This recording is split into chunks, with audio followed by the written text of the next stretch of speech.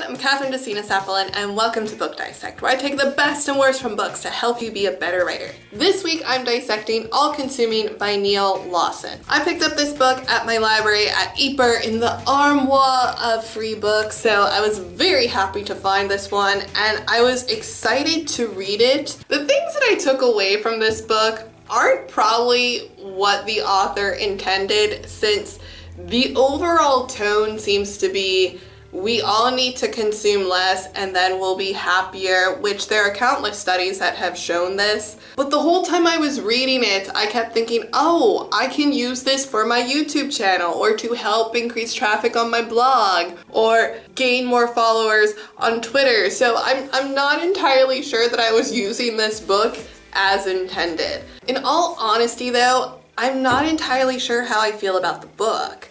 There's nothing in particular that stood out as, oh, this was done really well. There's also nothing that stood out that was particularly bad. Overall, I would say that this book was unmemorable. There were parts that were preachy, there were parts that were informative, there were arguments that were compelling, but even my notes, I say things personal, informative, and compelling, boring, preachy, repetitive. The most interesting thing that I took away from this book was the history of cake. And if you're sitting there thinking, the history of cake, yes, specifically box cake, which came out in like the 50s or 60s, and it did not sell. And eventually what the companies did to make the cake sell was to add an egg to the recipe to make the cake, and then people bought it. The hang-up was psychological. Mothers, wives, felt bad for not homemaking a cake, and so they avoided that one because it was, I guess, too easy. And then once they had to add an egg,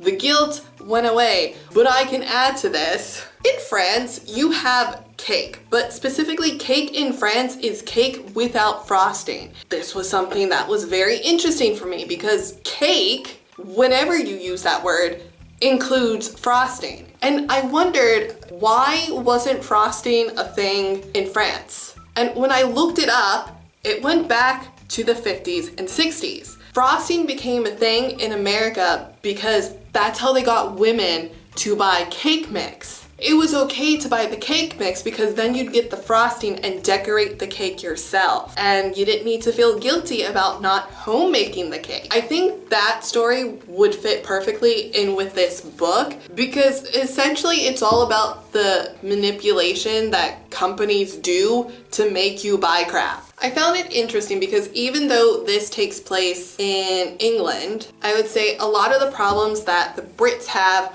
are problems that we also have in the US. However, my own personal observations after living in France and in Belgium, consumerism isn't as big in these two countries.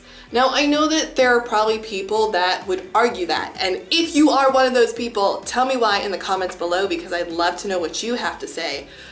But at least from my perspective, and I'm not saying that consumerism doesn't exist in France or in Belgium, I'm just saying it exists in a different way. It doesn't exist in the way that I understand it in the US or what's been presented in this book. I guess that's what I took away from the book, is just what is consumerism and what does it mean to other countries, more so than the overall message of this book, which is to consume less.